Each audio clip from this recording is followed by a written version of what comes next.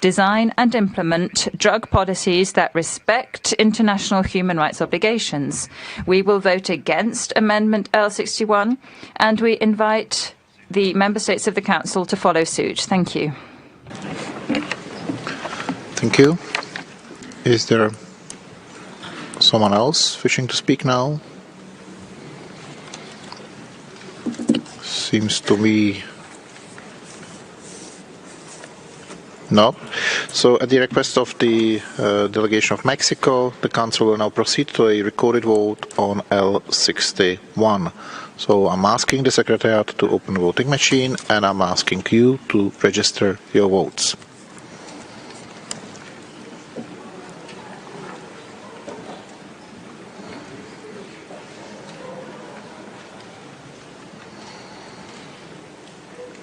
Please check if your votes are registered properly and reflected on the screen.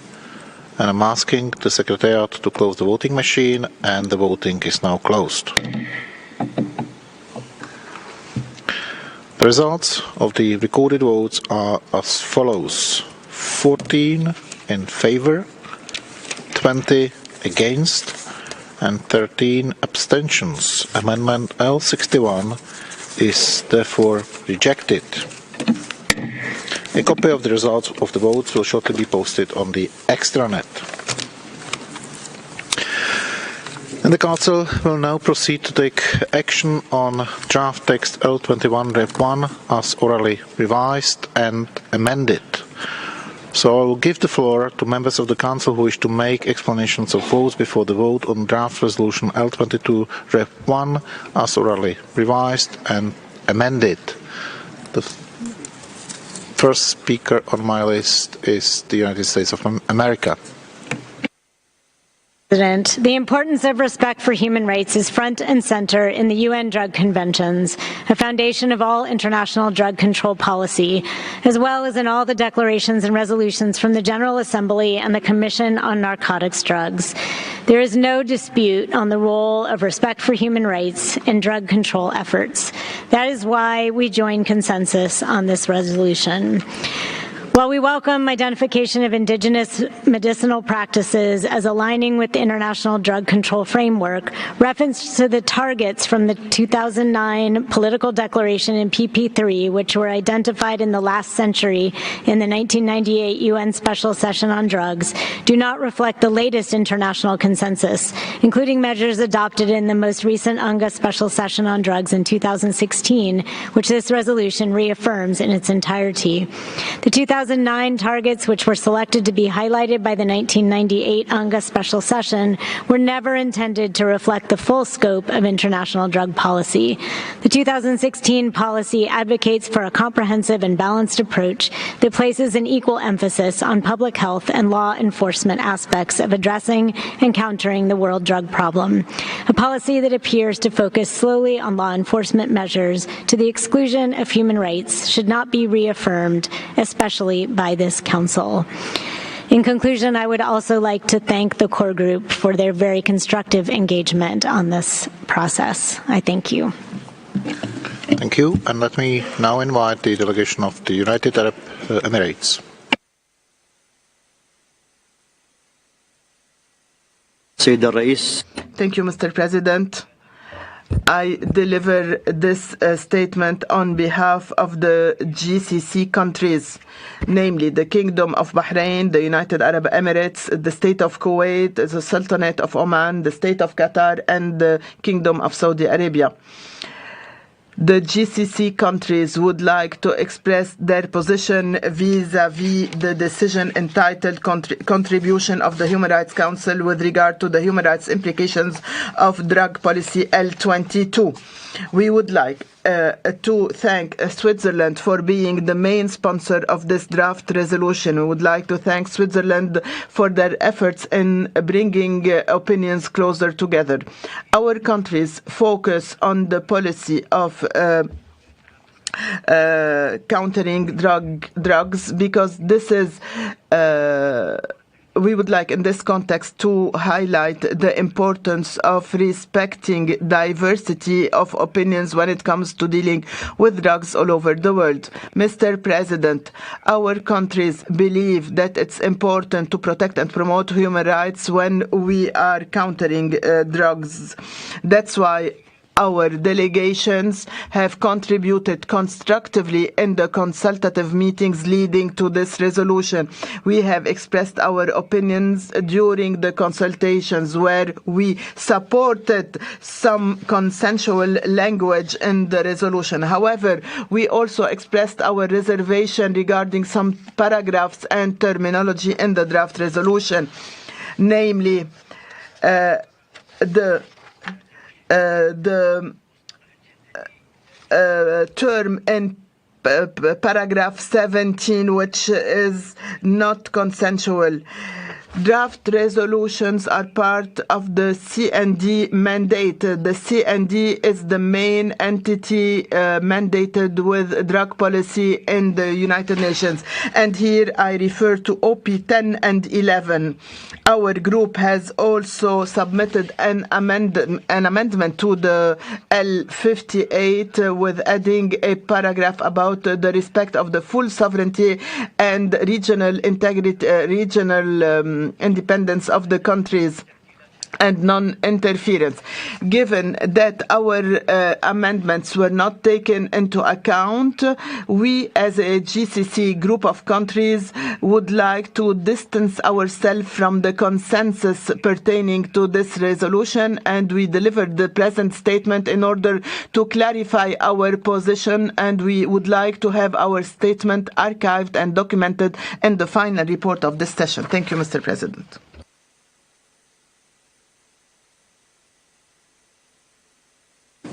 Plurinational state of Bolivia has the floor.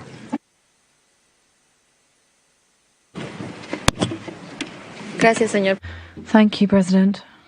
Bolivia would like to thank the proponents of the L22 document for the presentation of this draft resolution and for the flexibility and the constructive dialogue that we've seen to guarantee respect, protection, and promotion of human rights, dignity and fundamental freedoms for all persons, and to compile policies on drugs must be a priority. We need to adopt a balanced approach, bearing in mind different sectors, in order to provide effective and timely responses whilst guaranteeing well-being of families and vulnerable groups and society as a whole. This is all fundamental in developing responses. This is why we underscore the importance of ancestral practices of indigenous communities in developing traditional medicine and their practices in the field of health. Bolivia is firmly committed to guaranteeing the rights of indigenous peoples and peasant people and Afro-Bolivian people, whilst we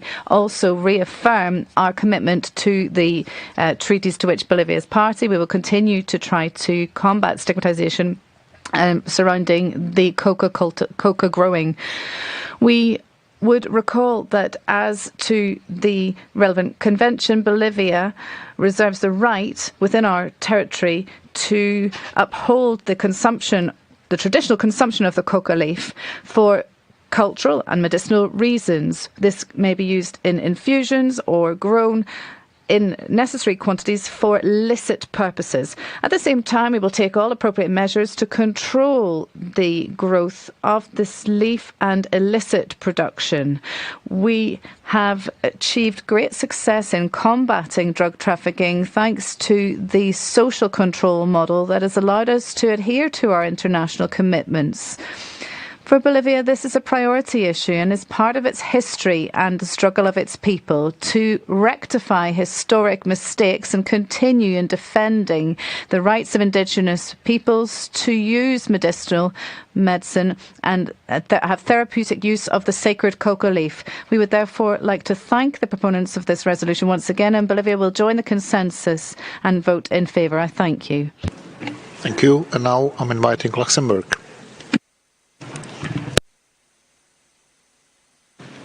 Thank you, Mr. President. The issues put before us in the present draft resolution are of fundamental importance. The text has at its core the willingness to promote human rights in international drug policies and to make a contribution from the Human Rights Council on this matter to the Commission on Narcotic Drugs, which is the main policy-making body for drug-related matters. We therefore regret amendments that dilute the key principles of human rights. While we deplore the changes made to the text regardless of the constructive and transparent efforts of the core group and the co-sponsors, we consider that these undesirable additions cannot be considered as a precedent. Luxembourg still believes that the resolution before us remains very relevant and of great importance. I thank you.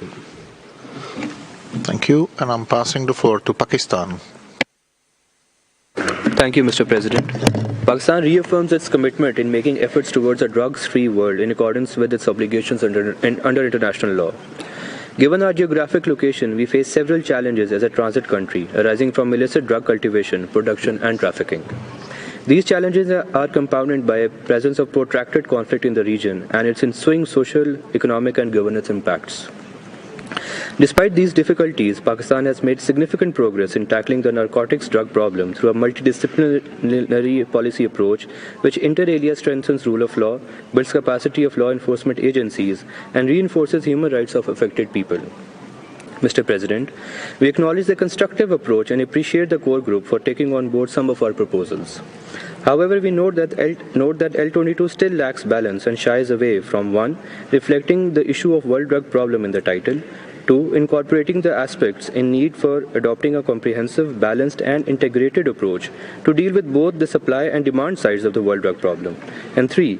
Weaving in societal and economic damage and impact of narcotic drugs problem affecting the rights of numerous individuals.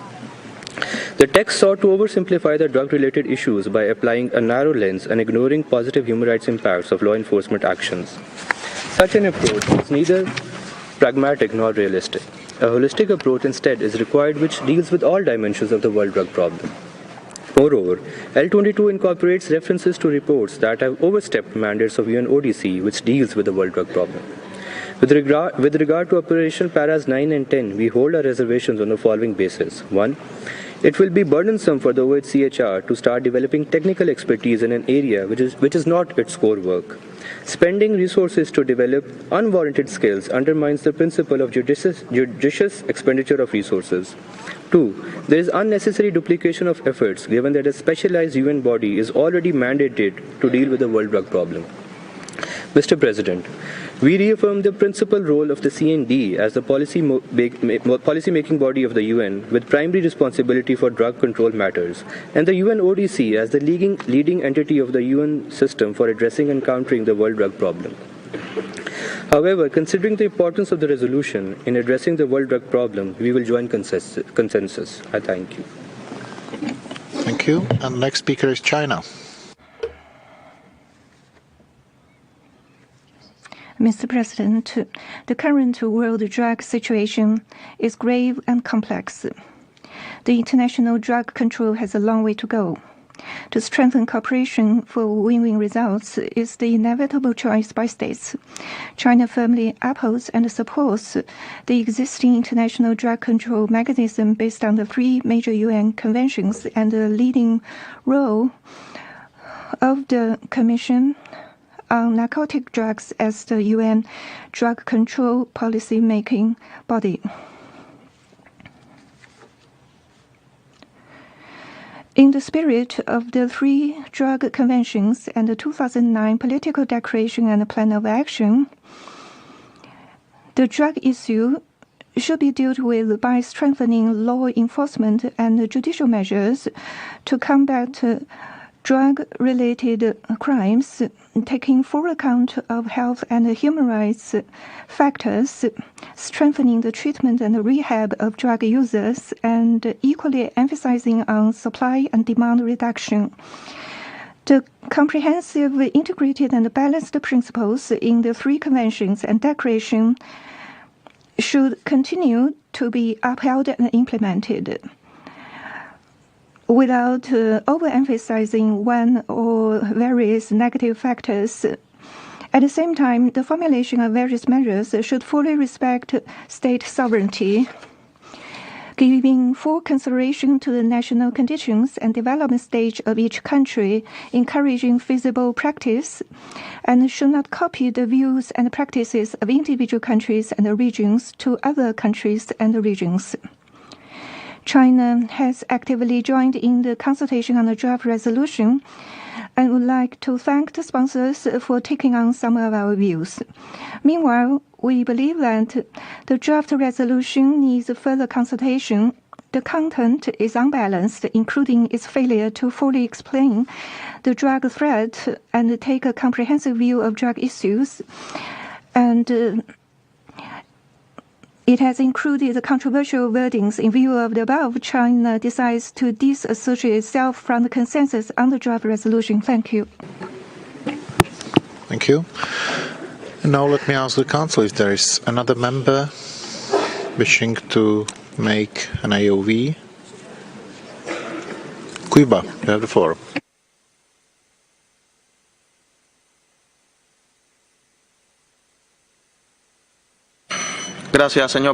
Thank you, President. President, Cuba reaffirms its national policy of zero tolerance on the production, consumption and trafficking of drugs. We reiterate our commitment to the international legal framework for drugs control that should continue in keeping with the 3 conventions of the United Nations on drugs, the Drugs Commission of the UN and the Board. We reiterate the leadership and guidance of the UN Office on Drugs and Crime and the cooperation across the UN system to tackle the global problem of drugs.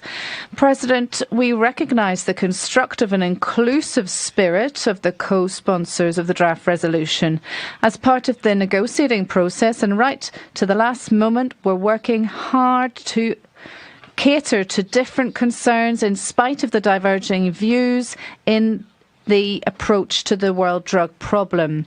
President, the international legal framework for drugs control does not oppose national human rights instruments. On the contrary, it guarantees the social conditions required for the full enjoyment of these rights. Now, although the global world drug problem needs to be addressed from various angles, we do not support politicising the issue by addressing it uniquely as a human rights issue. Therefore, President, to conclude, we reaffirm that the Commission on Drugs is the appropriate body of the United Nations to tackle this important issue. I thank you. Thank you. Is there another request for the floor?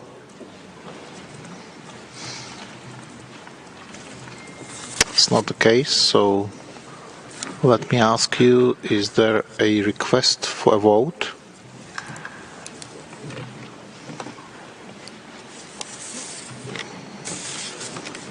I see none. May I take it that the draft text L22 Ref 1 as orally revised and amended may be adopted without a vote?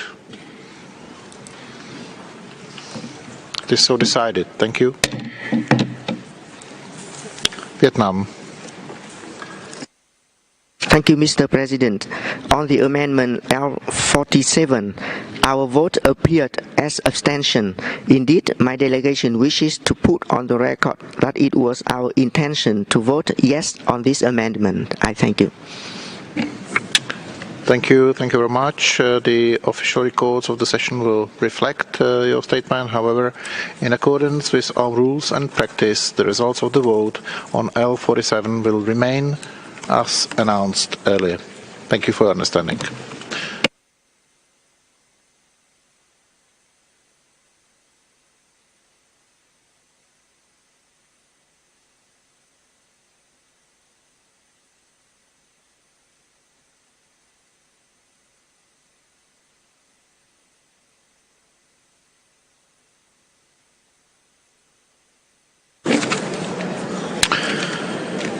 Colleagues, we will continue with the draft proposal L23 entitled Birth Registration and the Right of Everyone to Recognition Everywhere as a Person Before the Law. So let me ask the delegations of Mexico and Turkey to introduce the text. But before doing that, please let me ask you to be quiet. Colleagues, please, we are already proceeding with further resolution. It's not really polite if you are going to disturb us. If you want to speak, please leave the room. And again, I'm inviting the delegations of Mexico and Turkey to introduce the text. Gracias, señor. Thank you, President. I have the honour to present, on behalf of Turkey and Mexico, the draft resolution L23 entitled Birth Registration and the Right of Everyone to Recognition Everywhere as a Person Before the Law. This has been co-sponsored so far by 53 delegations. The draft resolution is a result of the efforts of the core group to find a balance in the opinions of all delegations. We thank them for their active and constructive engagement, as well as the civil society organisations. One of the relevant updates of the text is to highlight the importance not only of birth registration per se, but also on the issuance of birth certificates. This is relevant since there are about 70 million children under the age of 5 who are registered worldwide, but who do not have proof of registration. Without a birth certificate, they face obstacles to the enjoyment of all the human rights and services to which they are entitled. The new draft has also included references to the general principles of the Convention on the Rights of the Child, including the best interests of the child and the right of children to preserve their identity. Now we would like to give the floor to Turkey to continue the presentation of the resolution. I thank you, Mr. President.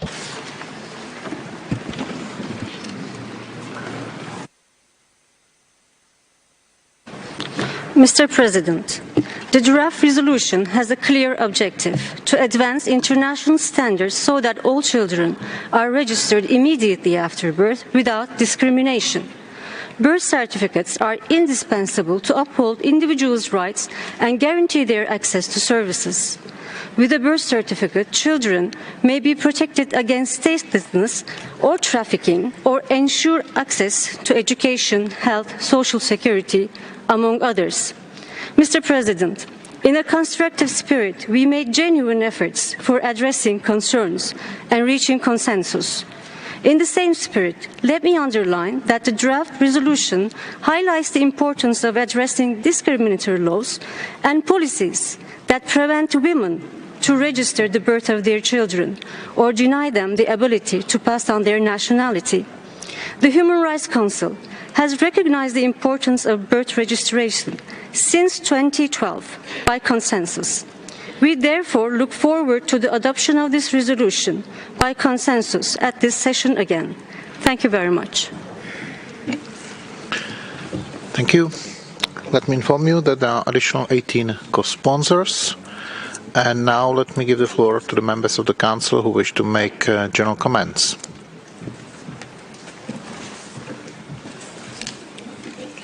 Finland. Thank you, Mr. President. I speak on behalf of the EU member states who are members of the Council. This statement has been agreed by the EU as a whole.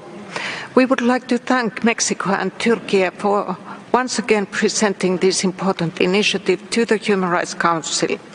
The EU shares the views of the core group that ensuring timely birth registration and delivery of birth certificates without discrimination is a fundamental right as recognized by Article 24 of the ICCPR and Article 7 of the CRC.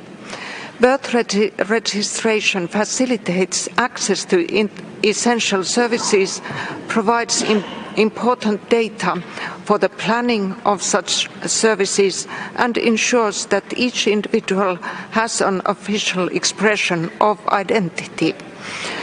Unfortunately, gender-based discrimination remains a serious barrier to birth registration, passing nationality to children, registering their birth, or changing nationality upon their parents' marriage or its dissolution.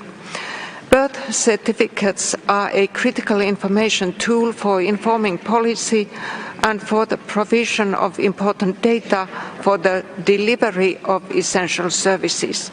We commend the constructive approach of the core group and for their extensive outreach with all states through both informal negotiations and on a bilateral basis. EU member states who are members of the Council were pleased to support this text as initially presented by Mexico and Turkey. However, given the importance of the topic at hand, we will join consensus on the resolution as orally revised. Thank you. Thank you. And let me ask the Council, is there another member wishing to make a general comment?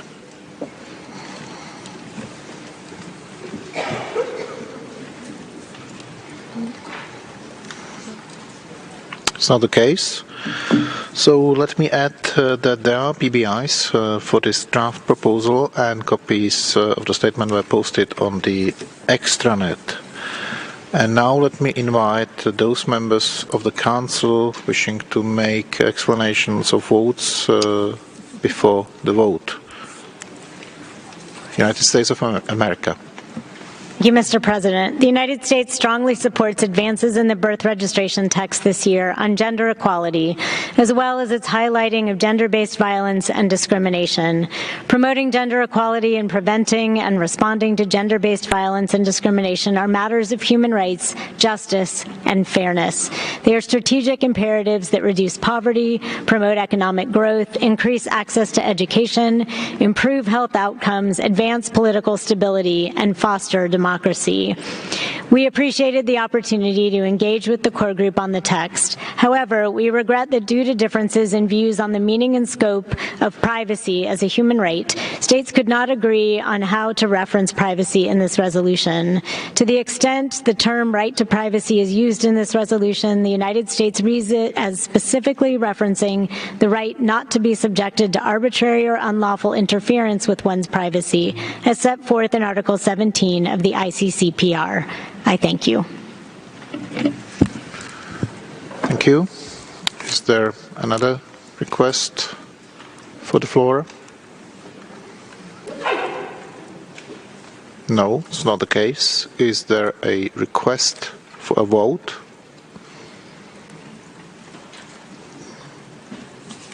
I see none. So, may I take it that the draft proposal L23, as orally revised, may be adopted without a vote? It is so decided. Thank you.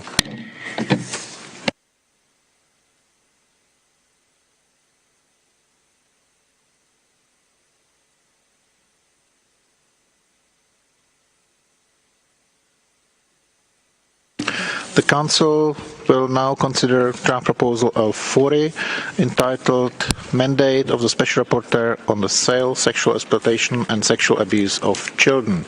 Let me give the floor to the representative of Uruguay on behalf of GRULAC and Sweden on behalf of the EU to introduce the text. Uruguay, you have the floor. Thank you, President. I have the honour to present this Council draft resolution L40 from GRULAC and European Union to renew the mandate of the Special Rapporteur on the sale, sexual exploitation and sexual abuse of children. Commercial sexual exploitation of children is one of the most severe human rights violations. It has many root causes supported by historic practices and culturally, and this and we find victims across the world.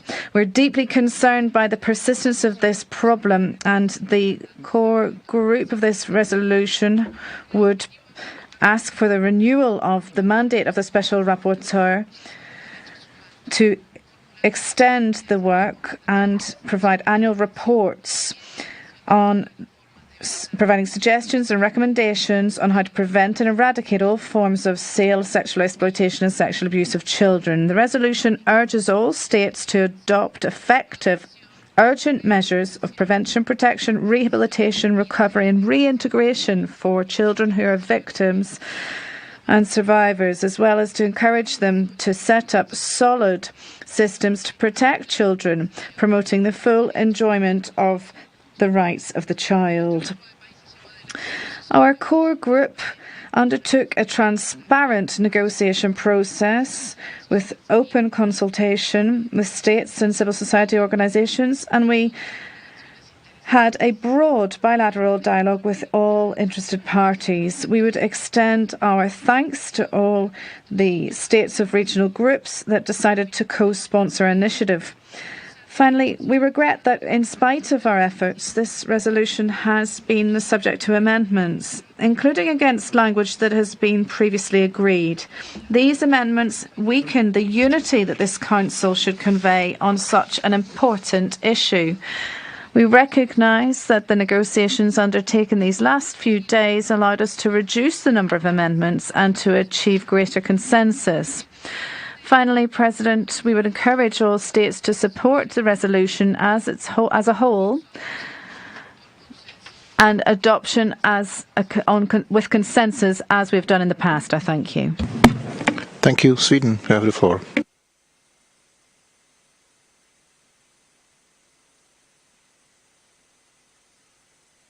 No, we stand behind what has just been mentioned by the GRULAC. Thank you. Thank you. I've been informed that the draft amendment L45 has been withdrawn, and before giving the floor to the Russian Federation to introduce draft amendment L55, I wish to inform the Council that no state member of the Council has yet co-sponsored this draft amendment. In accordance to Rule 69(3) of the ECOSOC Rules of Procedure, which applies to the Council by virtue of General Assembly Resolution 60/251, the Council may take action on a proposed draft amendment by an observer state if there is such a request from at least one member of the Council. If one member of the Council expresses its willingness to consider this draft amendment, we will proceed with it.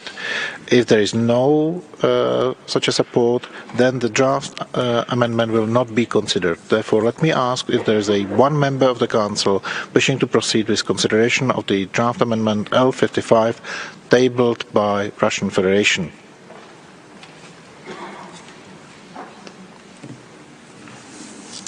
I see no nameplate raised, and then the Council will therefore not take action on draft amendment L55. So let me now turn to the representative of Finland additional co-sponsors. I've been informed by the Secretariat that there are additional 11 co-sponsors to the draft resolution L40 as orally revised. And let me invite those delegations wishing to make general comments to take the floor. Who wants to start?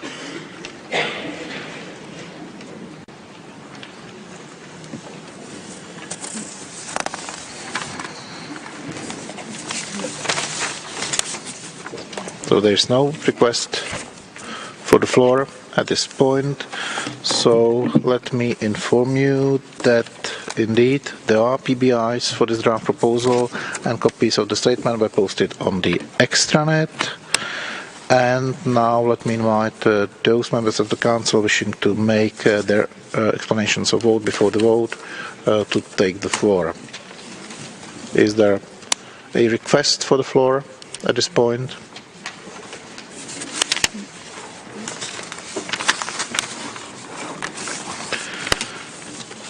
Is there a request for a vote?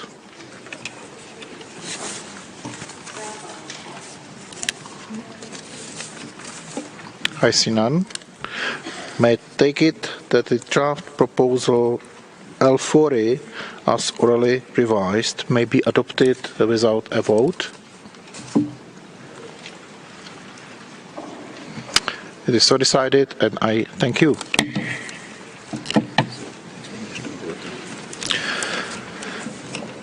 And now we will proceed with explanations of vote after the vote on all resolutions adopted under agenda item 3. Is there a request for the floor? Côte d'Ivoire. You have the floor.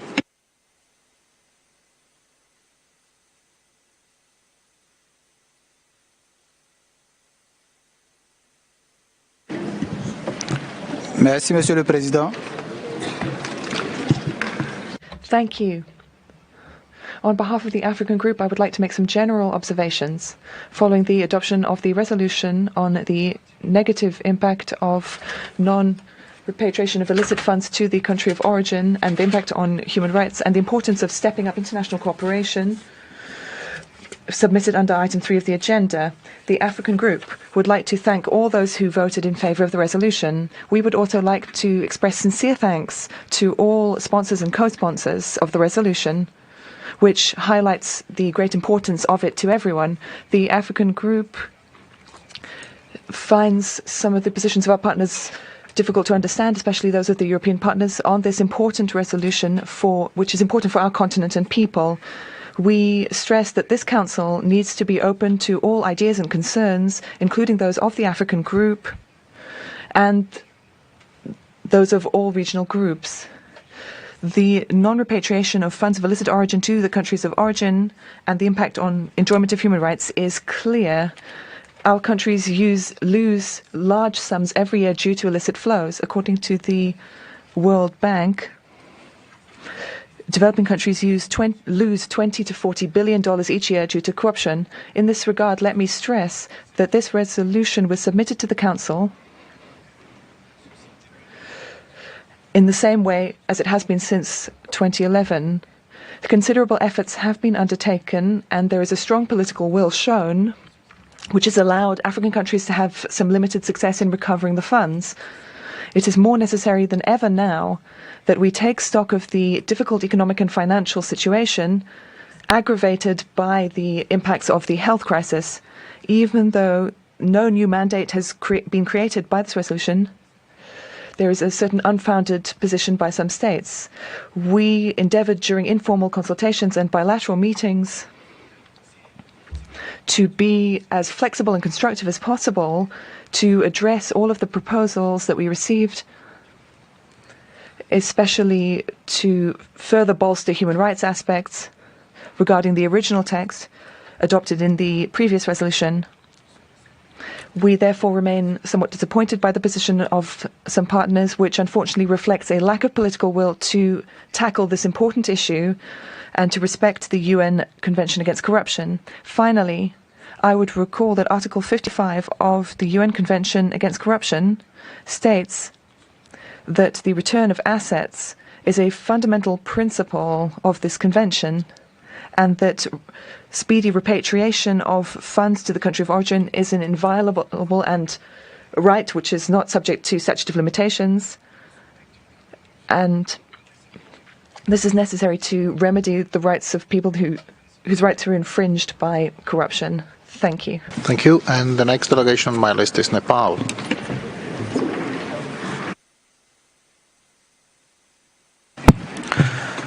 Mr. President, my delegation appreciates the adoption of all resolutions under Agenda Item 3, most of them by consensus. Nepal co-sponsored 8 resolutions, all under the Item 3.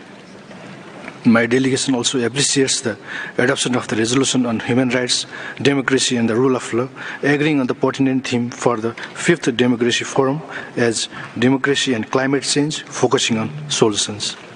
Climate change is a global challenge, and states should commit to accelerating climate action whilst adhering to the principle of common but differentiated responsibilities and respective capabilities. We believe that the upcoming forum would suggest on measures to combating the climate crisis and addressing vulnerabilities while respecting and promoting human rights, democracy, and the rule of law. We are happy to note of the adoption of the resolution on the human rights to a clean, healthy, and sustainable environment after the historic adoption of the resolution by the UNGA recognizing the right to a clean, healthy, and sustainable environment. We reaffirm that each person should have the right to live in a healthy and clean environment. The consensual adoption of the resolution commemorating 75th anniversary of the UNHCR and 30th anniversary of the VDVA reflects states' commitment for the universal promotion and protection of human rights as guided by these milestone documents. Mr. President, states should be accountable not only for the public services delivery as outlined in the SDGs, but also effectively working to secure and preserve the fundamental human rights and dignity of all people in all contexts. The consensual adoption of the resolutions on promotion and protection of human rights and the implementation of the 2030 Agenda for Sustainable Development and promoting human rights and the Sustainable Development Goals through transparent, accountable, and efficient public service delivery are encouraging towards this end. Mr. President, while we all concur to the fact that human rights are universal, we should strive to reach consensus on the human rights resolution to ensure that all rights are equally respected, promoted, and protected. States should therefore adopt a constructive approach, upholding genuine dialogue and cooperation in their negotiations and avoid politicization of human rights issues. I thank you, Mr. President. Thank you. And the next speaker is Maurice.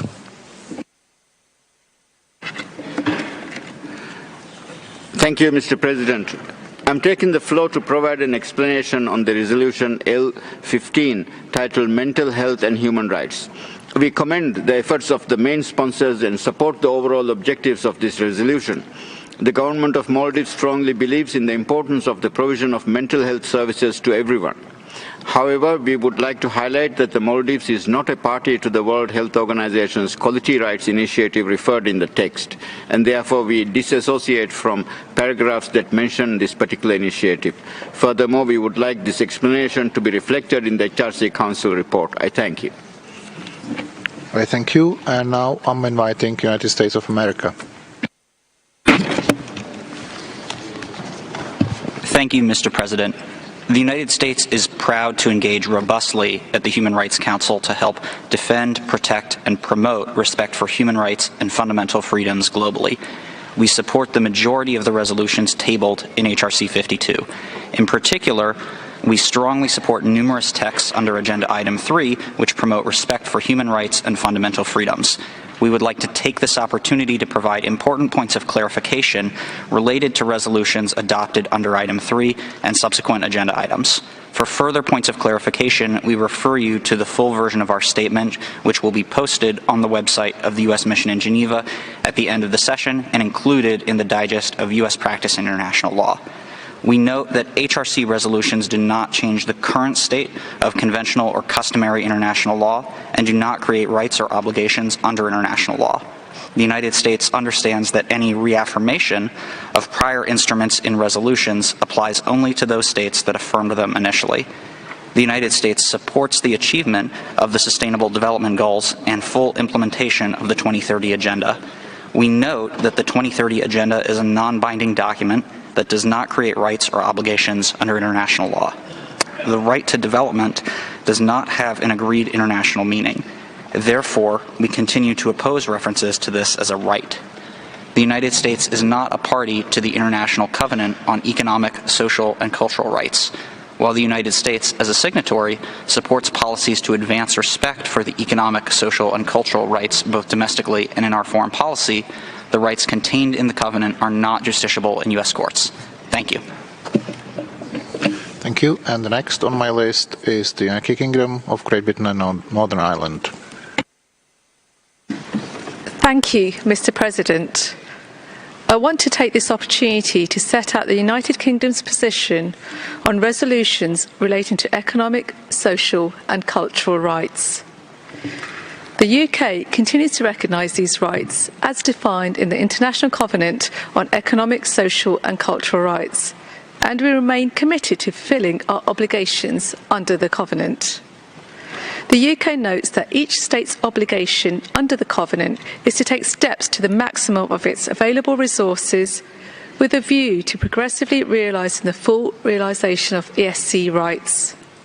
The UK interprets language in resolutions calling on states to fulfil ESC rights in that light. The UK continues to give effect to the Covenant through a combination of legislation and administrative measures. The Covenant is not, however, incorporated into domestic law, and Article 2 of the Covenant does not require state parties to do so. The UK considers this fulfills the UK's obligations under Article 2, paragraph 1. The UK also reiterates its position that Article 2 does not require that state parties make ESC rights justiciable. The UK considers international cooperation to be an essential element of its external relations and is fully committed to international cooperation in the variety of its forms. At the same time, the UK stresses that the primary responsibility for the promotion and protection of human rights lies with the state. International cooperation must be viewed in conjunction with the efforts of states and as a support to those efforts. It should neither substitute national efforts in promoting and protecting human rights, nor be a condition for guaranteeing human rights. The UK nonetheless supports resolutions relating to economic, social and cultural rights and is glad to join consensus on these resolutions. Thank you. Thank you. And the last speaker on my list, at least for the time being, is Chile. Gracias, señor presidente. Gracias, señor. Thank you, President. Chile voted in favour of Resolution L18 on the negative impact of unilateral coercive measures in the enjoyment of human rights presented by Azerbaijan on behalf of the movement of non-aligned countries.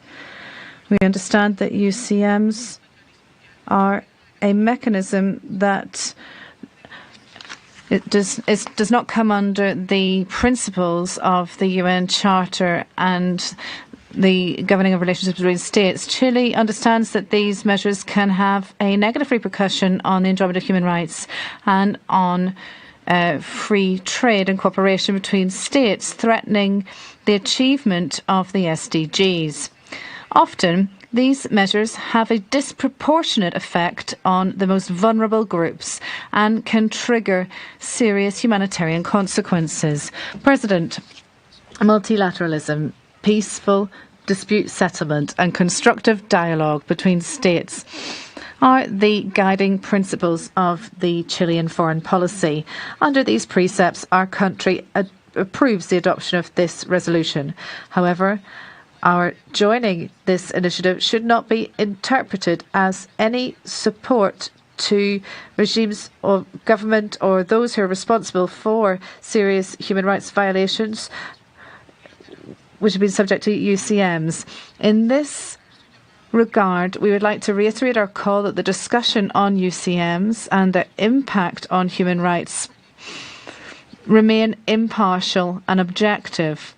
And we express our categorical rejection for any political use of this resolution.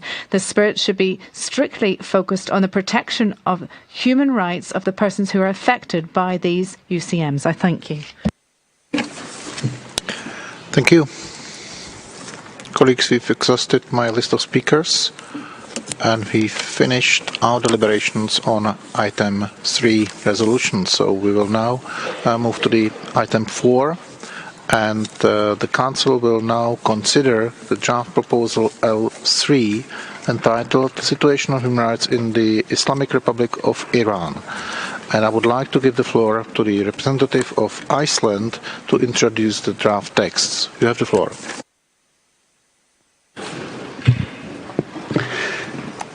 Thank you, Mr. President. I have the honor to present draft resolution L3 on behalf of the core group of Moldova, North Macedonia, the United Kingdom and Iceland. L3 seeks to renew the mandate of the Special Rapporteur on the situation of human rights in the Islamic Republic of Iran for another year. The draft resolution is the product of an open and transparent process, and we are grateful for the constructive proposals in the informal consultations which serve to improve the text. The human rights situation in the Islamic Republic of Iran remains dire, with persistent violations of a wide range of civil, political, economic, social and cultural rights. The Iranian authorities continue to violate the human rights of its people and stoke fear through instrumentalizing the death penalty. Impunity for gross violations of human rights and the absence of accountability embolden perpetrators and perpetuate cycles of violence. Continued monitoring, reporting and scrutiny is vital. It can save lives. Mr. President, today's adoption is about solidarity with the people of the Islamic Republic of Iran. It is about demonstrating that the Council stands with all those who wish to simply enjoy their human rights and fundamental freedoms without fear of reprisal or repression.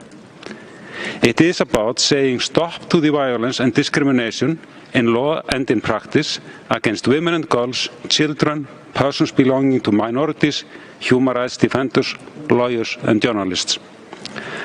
Mr. President, I call on all members of the Council to support the resolution today and, if a vote is called, to vote in favour.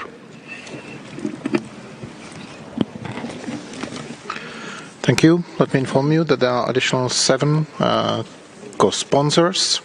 And now let me invite the members of the Council wishing to make their general comments. Finland, you have the floor.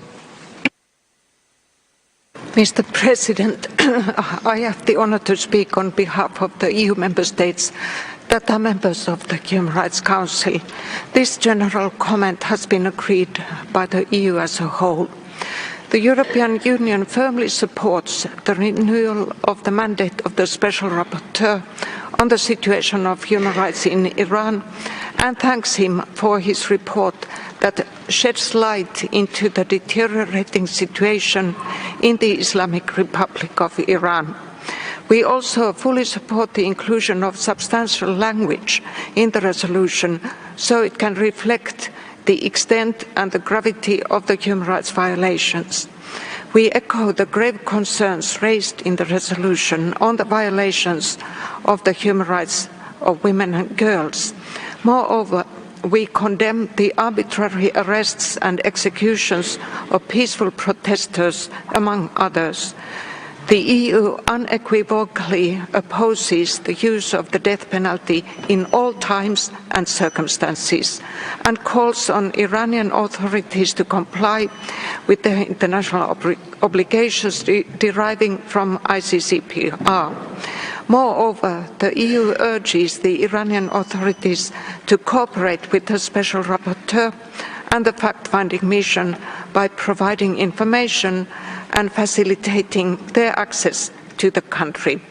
In this vein, we invite all members of the Human Rights Council to join consensus around the text and to support this important resolution. I thank you. Thank you. The next on my list is Costa Rica. Gracias. Thank you, President. Costa Rica resolutely supports this draft resolution.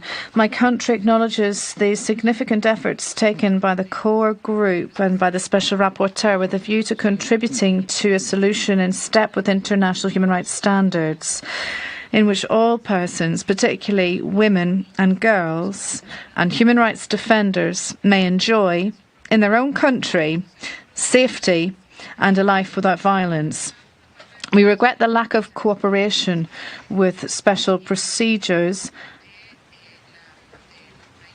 and involvement of the concerned delegation in good faith. We hope that the independent fact-finding mission and the rapporteur can count on cooperation on the part of Iran with appropriate resources to conduct their work effectively. This means that discussions and exchanges with civil society organisations should take place freely and without any fear of reprisals. My country trusts that the resolution contributes to combating impunity for serious systematic violations of human rights, forms of generalised discrimination, and that it can lay the foundation of a normative framework based on full equality and the abolition of the death penalty. We reiterate our solidarity with the women and people of Iran and call on member states to vote in favour of this resolution by consensus. Thank you. Thank you. And now let me pass the floor to the United States of America. Thank you, Mr. President. As we sit here in the comfort of Geneva under the iconic ceiling of the UN Human Rights Chamber, far from the tragedy unfolding in Iran, we cannot ignore the rising number of reports of what the Iranian people have been suffering in the brutal crackdown that began in September of last year. Mass arrests, sham trials, hasty executions, and lengthy prison sentences being handed down to protesters, as well as the use of sexual violence as a tool to suppress protests.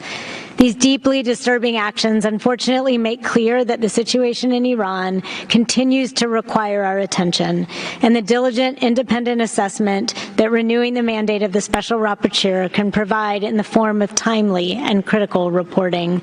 The deteriorating human rights situation in Iran demands that we take this action today. The resolution before us is the product of collaboration among member states with newly added language to address systematic impunity for gross violations of human rights, including torture and arbitrary arrests and detentions. I'm grateful that after 10 years, the Council recognizes that this resolution must evolve with the current human rights crisis. Despite the devastating consequences of the regime's violent crackdown, members of the Iranian civil society, including defenders such as Sepideh Golian and Nargiz Mohammadi, among countless others, remain resilient and courageous. The United States will continue to work closely with our allies and partners in the international community to take action to support the people of Iran, who are the victims of these violations and abuses, and to hold perpetrators accountable for their actions. We are proud to join more than 65 co-sponsors and urge all Council members to support this resolution, and we thank the core group for their leadership. I thank you. Thank you. Now let me ask the Council if there is another member wishing to make a general comment. It's not the case, so we will continue with the country concerned, and I'm passing the floor to the Islamic Republic of Iran. You have the floor. Bismillah ar-Rahman ar-Rahim, Mr. President.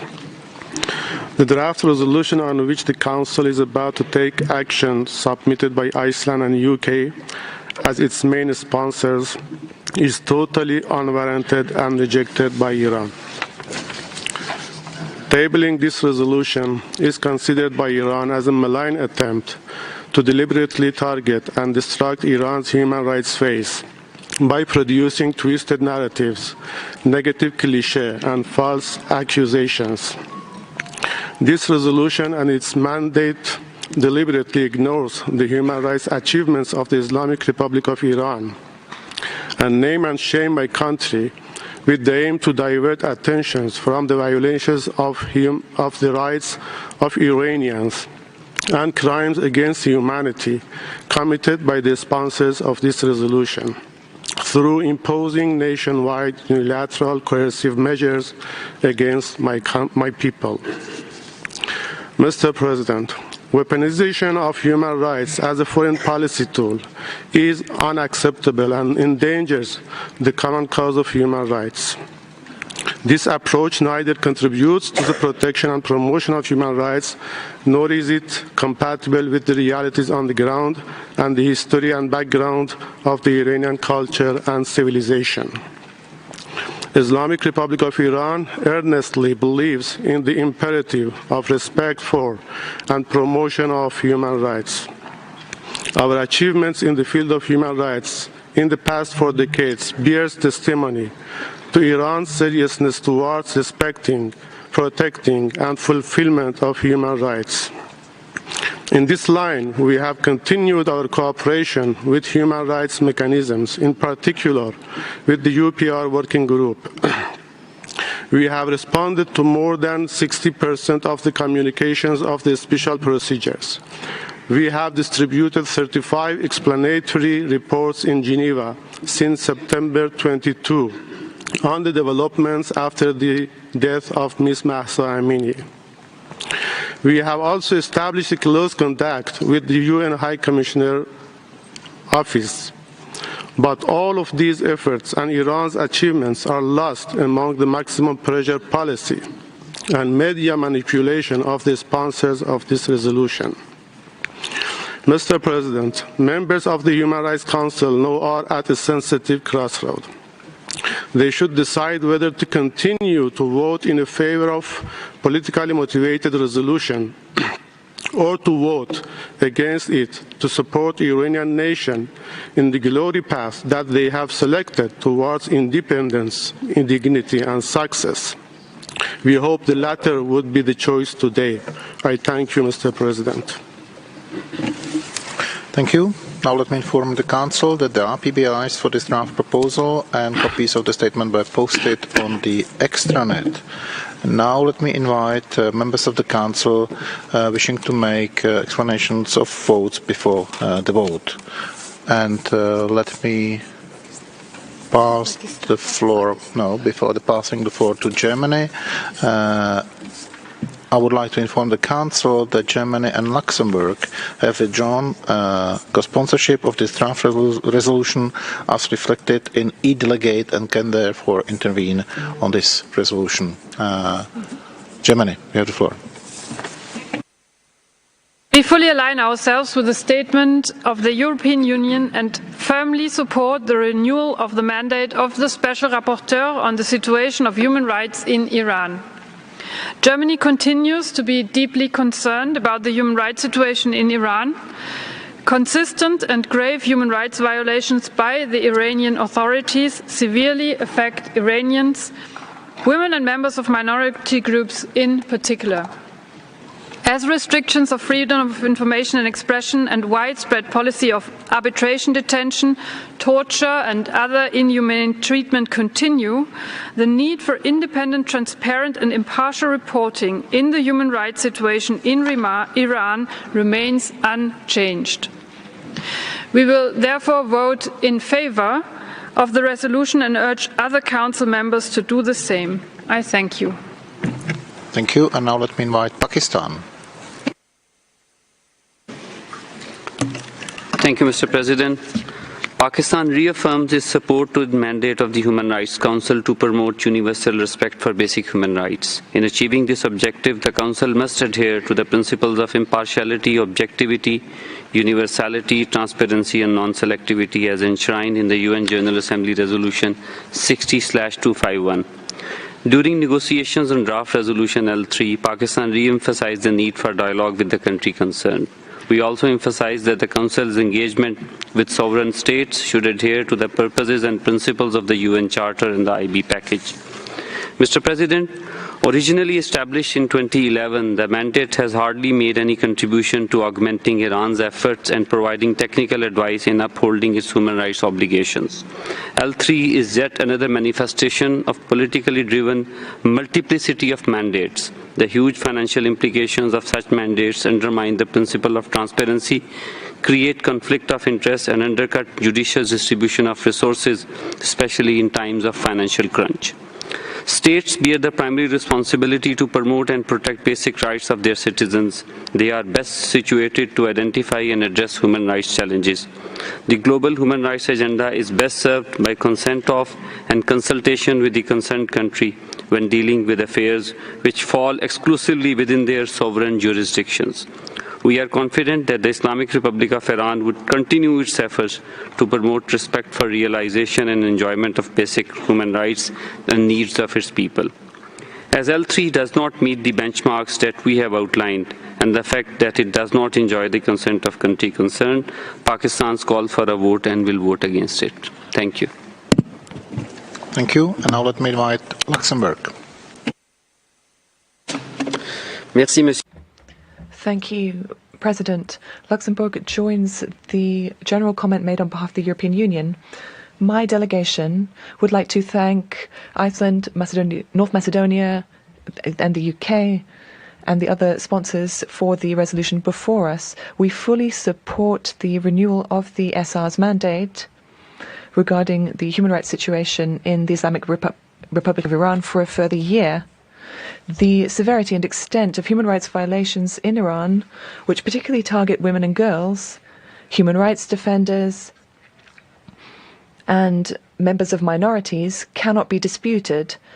The most recent report of the Special Rapporteur clearly shows that the Iranian authorities have used mass arrests and detentions, acts of torture and ill treatment, sexual violence, gender-based violence, arbitrary executions, and the death penalty against protesters.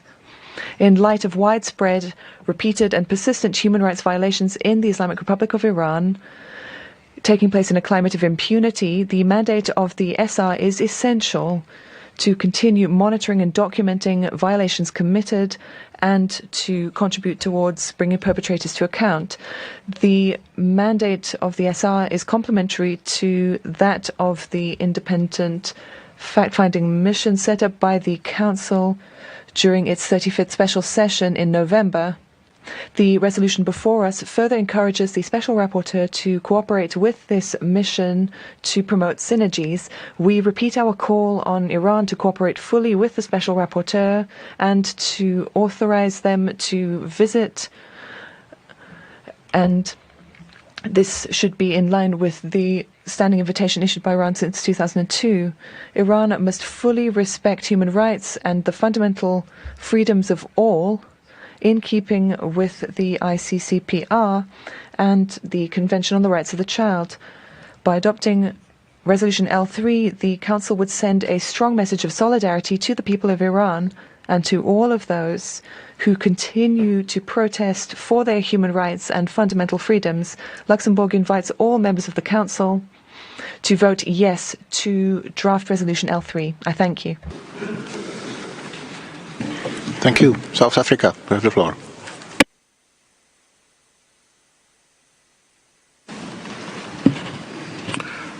Thank you, Mr. President. As a democracy, South Africa owes its very being, in no small measure, to the brave struggles of South African women, many of whom paid the ultimate price so that we could be free. As such, all human rights which encompass the core values of gender equality, empowerment, and the advancement of women take a pride of place in our founding constitution. Accordingly, my delegation takes note of the report of the Special Rapporteur on the human rights situation in Iran and acknowledges the challenges. We would like to encourage Iran to continue its ongoing engagement with the Office of the High Commissioner for Human Rights. We similarly wish to encourage Iran to enhance its cooperation with the mechanism of the Council, as we urge the Council to pursue avenues for constructive dialogue on human rights with Iran. As such, South Africa is concerned that the draft resolution before us, which should simply focus on the technical renewal of the mandate of the Special Rapporteur, has become mired in geopolitics. In so doing, it may regrettably serve to use human rights to advance other objectives, which could impact negatively on the Council's ability to remain true to its mandate. The wisdom of the High Commissioner at the commencement of this 52nd session is instructive in this regard, and I quote, "The Council has to rise above the fray and use human rights not as a weapon in the context of geopolitical strife, but to overcome our differences through solidarity and genuine dialogue, working across geopolitical divides with a clear vision to advance the needs of every country and the rights of all." Close quote. It is for this reason that South Africa will vote to abstain. I thank you. Thank you. And now let me invite the delegation of China.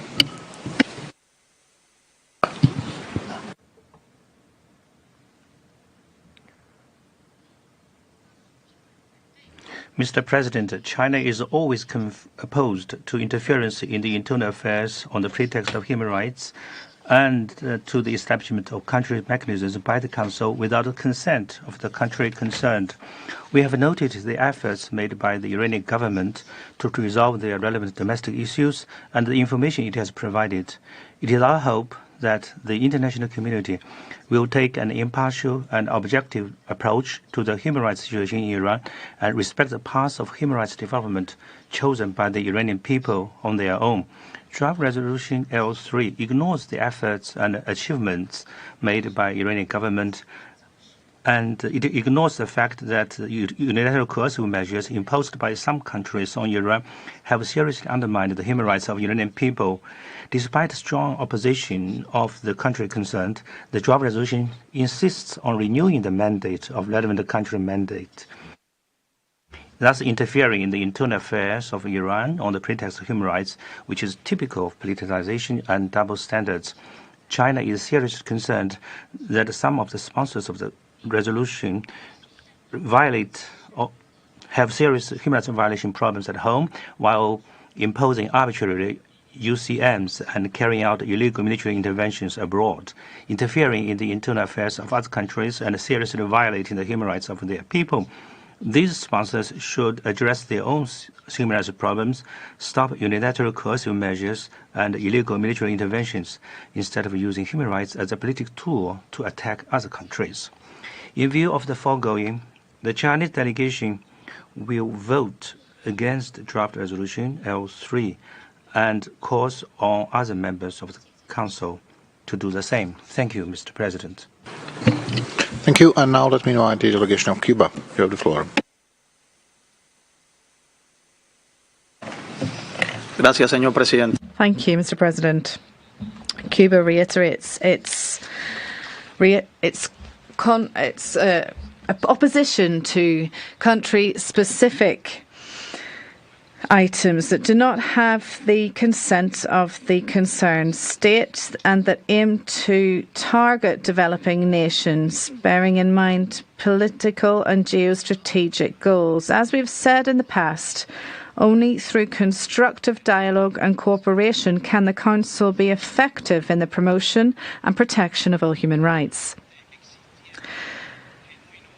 If there were truly genuine interest to improve the human rights situation in Iran, it would begin by condemning the UCMs imposed against this country.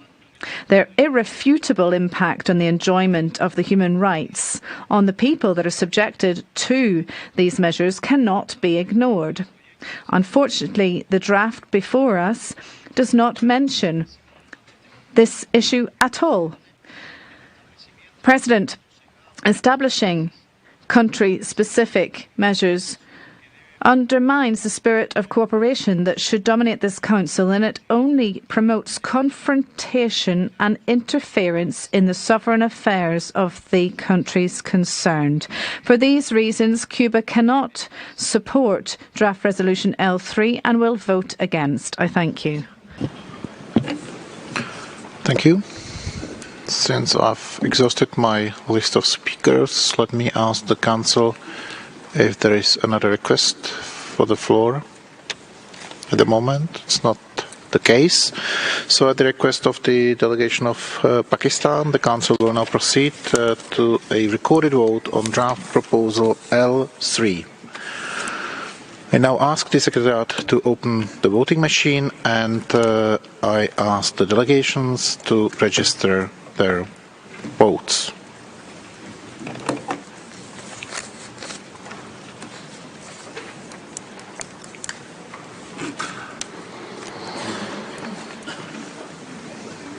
So please let me ask you if your votes are recorded accurately and reflected on the screen. And if that is the case, I'm asking the Secretariat to close the voting machine, and the voting is now closed. The results of the recorded votes are as follows: 23 in favor, 8 against, 16 abstentions. Draft proposal L3 is therefore adopted.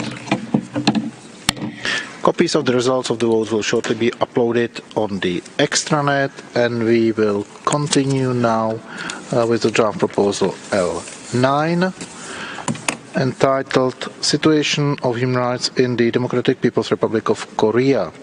And let me pass the floor to Sweden, introducing the text on behalf of the European Union. Sweden, you have the floor. I have the honor to introduce on behalf of the European Union the draft resolution L9 entitled Situation of Human Rights in the Democratic People's Republic of Korea. The EU would like to thank all co-sponsors and delegations for their contributions and for their support. The EU has been at the forefront of bringing the human rights situation in the DPRK to the attention of the Human Rights Council for 19 years. We created the mandate of the Special Rapporteur and established a Commission of Inquiry. We have led efforts to contribute to accountability for human rights violations, notably through the work of the accountability team of the OHCHR in Seoul. 10 years after the establishment of the Commission and 9 years after its landmark report, we remain deeply concerned by the human rights situation in the DPRK, with ongoing, systematic, widespread and gross human rights violations, some of which may amount to crimes against humanity. Women and girls continue to be at particular risk of human rights violations, as highlighted by the Special Rapporteur.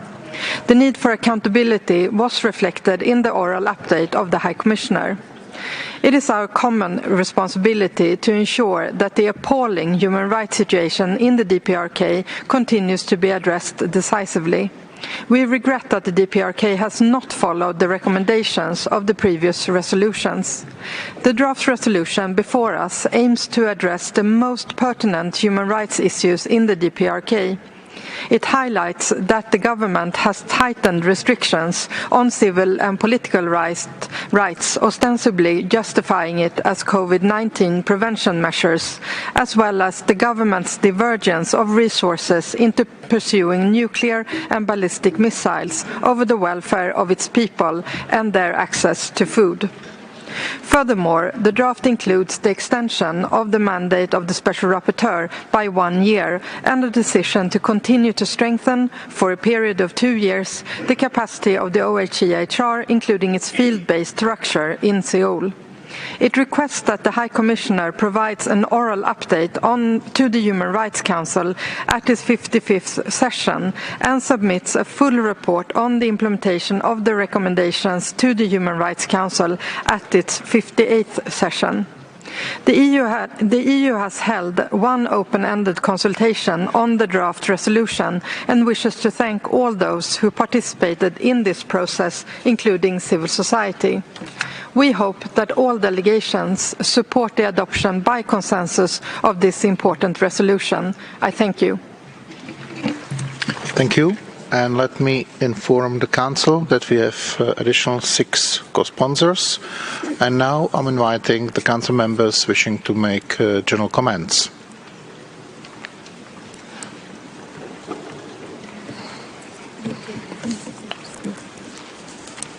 The United Kingdom.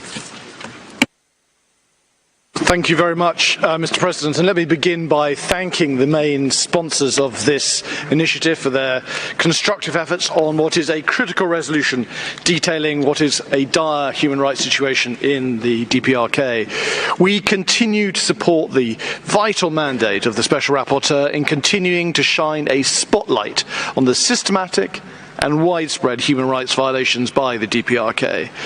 As the latest report from the Office of the High Commissioner has painfully detailed, and in the words of the High Commissioner himself, forced repatriations, state-sponsored abductions and enforced disappearances demand action. Widespread and systematic sexual and gender-based violence must end, which is why we support this text as presented to this Council today. The DPRK must cease diverting resources to its illegal weapons programme and instead prioritise its people's basic economic needs, which are so desperately required. We also urge the DPRK to engage constructively with the international community to address its human rights record and to work to bring about permanent change and improvements for all the people of North Korea. We remind the DPRK that restrictive COVID-19 measures should not be used as a tool to further constrain the freedom of its citizens, nor to restrict the ability of the international community to engage with the authorities in Pyongyang. Mr. President, the UK has co-sponsored the text before us, and we call upon our colleagues here in this Council to do the same. Thank you. Thank you. And since I don't see another request for the floor at this moment, we will proceed with the country concerned, Democratic People's Republic of Korea. You have the floor.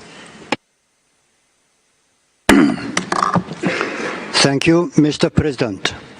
The DPRK delegation resolutely denounces the draft resolution on the station of the human rights in DPRK, submitted by EU at this meeting as a document of political conspiracy which has no relevance with the genuine promotion and protection of human rights.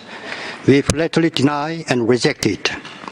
The annual adoption of the stereotype human rights resolution against DPRK only proves once again the persistent vicious nature of US and EU attempting to deny and stifle the social system of DPRK under the pretext of human rights. The draft resolution brought up again by EU is no more than plot-ridden document which deserves no consideration at all, as it is stuffed with the lies and fabrications invented to make a living by those human scums who had committed crimes against the homeland and fled, abandoning their own parents and family. The so-called human rights issue claimed by the US and EU can never exist in our social system, where the principle of attaching importance to people and highly regarding them is applied in all fields of state and social life. The priority is given to people-oriented politics in all spheres of state and social life, and the principle of zero tolerance for the slight element and behavior that infringe upon the interest of people is observed by the consistent position of the Workers' Party of Korea and the government of DPRK. However, the US and the EU, as they could not bring us down by force, are making much ado about our human rights issue with a single aim to disgrace the prestige of my country and realize their unrealistic wild dream of overturning our society.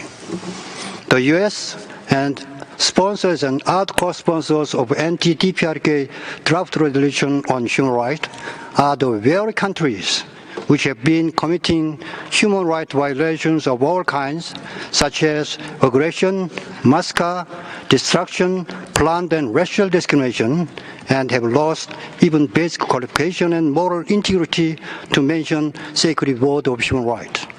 The senior intention to turn the Council into a theater of interference in internal affairs of sovereign state and political confrontation should be duly denounced and rejected. If UNHCR and UN member states are indeed desirous of genuine promotion and protection of human rights, they should raise their voice of justice against the heinous high-handedness and arbitrariness of US and Western countries that indulge in all sorts of crimes against the humanity and act of politicization and double standards in human rights. Mr. President, we remain consistent in our stand to make a positive contribution to the global efforts for promotion and protection of human rights. We will take the toughest countermeasures to the end if the US and its followers dare to infringe upon our social system by provoking us with the human rights, the sovereignty of our state.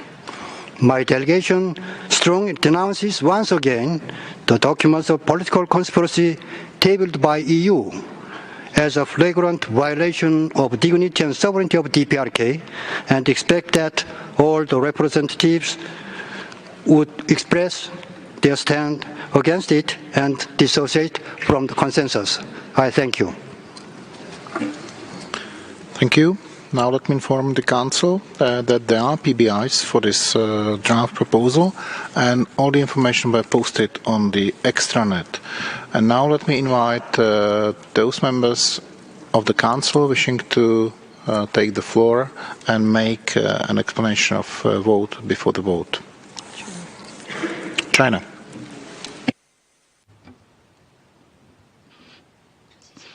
Mr. President, in recent years, DPRK works hard to improve people's living standard, maintain social equity, develop health and healthcare, protect the rights of children, women, people with disabilities, and has scored positive progress in promoting and protecting human rights. China is concerned about the impact of the situation on the Korean Peninsula on the human rights of the Korean people.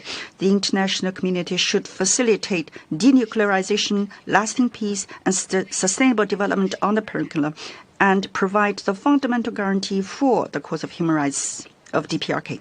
China urges countries concerned to immediately remove UCM against the DPRK and stop violating the human rights of the Korean people.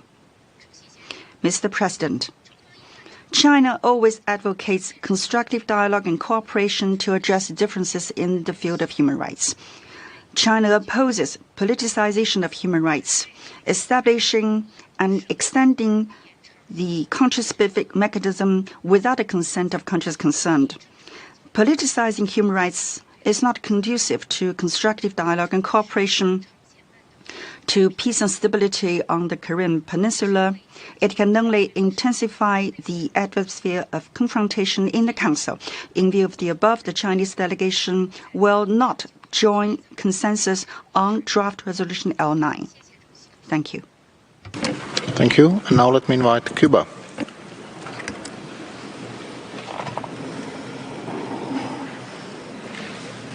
Gracias, Presidente.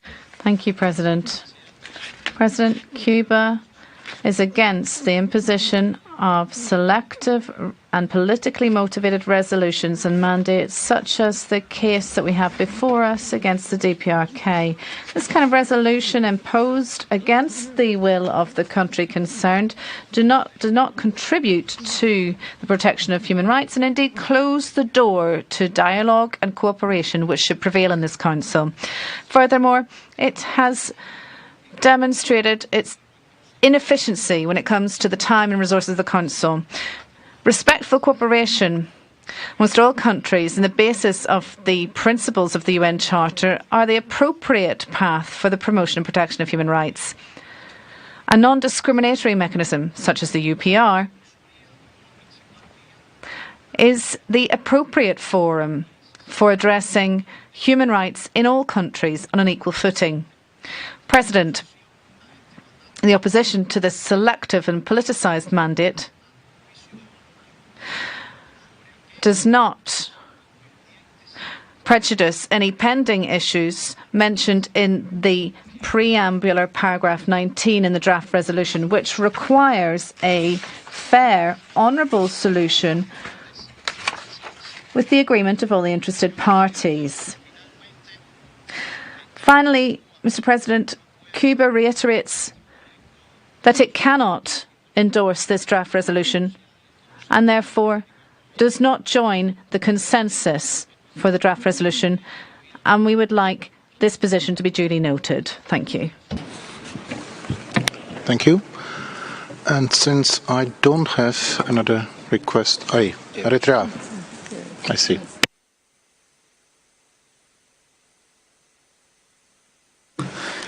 Politically motivated country-specific resolutions and mechanisms on any nation are unacceptable and hence counterproductive. The approach negates the international UN principles and human rights and does not create any dividend in the promotion of human rights, especially when the state concerned is not in agreement. As in another case, this does not emanate from any political alliance, partiality, or abhorrence, and even political stance. The underlying driving force is respect for the ideals of human rights, on which we all have shared and collective responsibility, as well as maintaining the sanctity of the international human rights architecture. Every nation faces its own set of dimensions of human rights challenges. In this context, Eritrea underlines that resort to dignified engagement and international cooperation predicted on partnership, and particularly through the UPR, is the most effective approach. For the above stated reasons, my delegation would like to dissociate from the consensus. Thank you. Thank you. Is there another member of the Council wishing to speak now? It's not the case, so let me ask the Council if there is a request for a vote.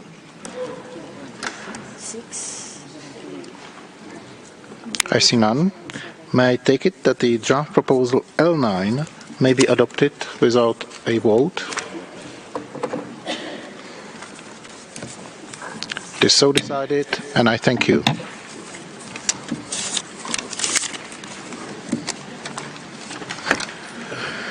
Now we will continue with the draft proposal L14, entitled Situation of Human Rights in Belarus in the run-up to the 2020 presidential elections and its aftermath. Sweden is going to introduce the text on behalf of the European Union. Sweden, you have the floor. On behalf of the European Union, I have the honor to present to this Council a draft resolution L14 entitled Situation of Human Rights in Belarus in the run-up to the 2020 presidential election and in its aftermath. We deeply regret that after 2 years since the Council established this resolution, the human rights situation continued to deteriorate in Belarus. The High Commissioner last week spoke about systematic, widespread and gross human rights violations being committed. This confirms the importance of the continued independent monitoring and examination of the ongoing human rights violations in order to contribute to accountability for perpetrators. In the past year, the number of arbitrary detentions and arrests of peaceful protesters reached an unprecedented scale. Belarus currently holds over 1,462 political prisoners, including children, and continues with the mass eradication of independent media and civil society organizations, and with politically motivated repressions. We are shocked by the widespread and systematic excessive use of force, torture and other cruel, inhuman or degrading treatment by the Belarusian authorities against peaceful protesters and persons detained. Detainees are deprived of their right to fair trial, instead being sentenced to politically motivated, harsh and lengthy prison terms. We are also concerned about the over 100 documented cases of sexual and gender-based violence against detainees. Consequently, thousands of people have already been forced to flee the country to avoid persecution. To this date, Belarus has completely failed to conduct effective investigations into those violations and to bring justice for victims. Such a lack of independence of judiciary and denial of due process and fair trial guarantees are unacceptable. Belarus' withdrawal from the individual complaints procedure under the optional protocol of the ICCPR has been another blow to justice. Given the scale and severity of the human rights violations committed in Belarus, total lack of accountability, and in the light of another election coming up next year, it is indispensable that the Council continues its scrutiny. We would like to express our gratitude to all delegations that have engaged in the negotiation process and participated in the open, transparent and inclusive consultations conducted on the draft text of the resolution. With this, we call upon all members of this Council to support the adoption of the resolution. I thank you.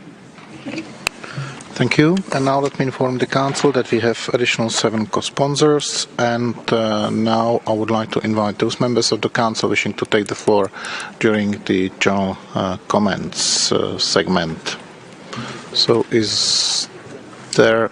yeah, France, I see you.